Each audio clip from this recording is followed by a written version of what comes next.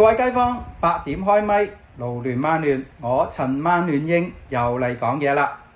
風繼續吹，目前華加沙8號風球高掛，當大家過緊呢個額外嘅假期之際，琴日我哋講過唔少嘅行業啦，同公務員仲要緊守崗位嘅喎。有人咧就投訴我點解淨係講警察、消防、醫院、機電同埋傳媒，又唔講下佢哋噃？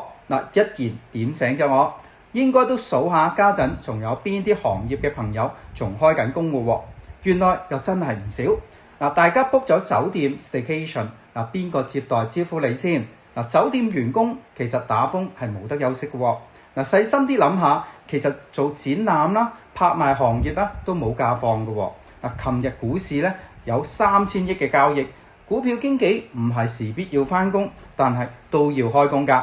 另外跨境交通就停頓咗，8號風球去邊境嘅鐵路都仲有限度服務，但邊境口岸咧就唔會關閉，入境處啦同海關咧仍要運作㗎。除非大家咧就住喺鄉郊啦，否則同千家萬戶息息相關。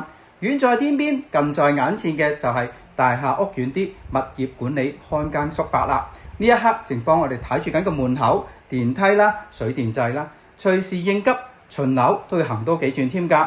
此外，各地區都有關愛隊，包括亦都例如我哋勞聯啦，同我作為安全大使幫大家看緊更嘅隨時候命，好似便利店咁，梗有一班喺咗緊嘅。香港地正一係守望相助，各位今日或者聽日出入大廈，應該都記得同看更叔伯咧打個招呼，講聲多謝唔該，或者時間中秋又諗下辦法表達下心意。今日係咁先，聽日8點見。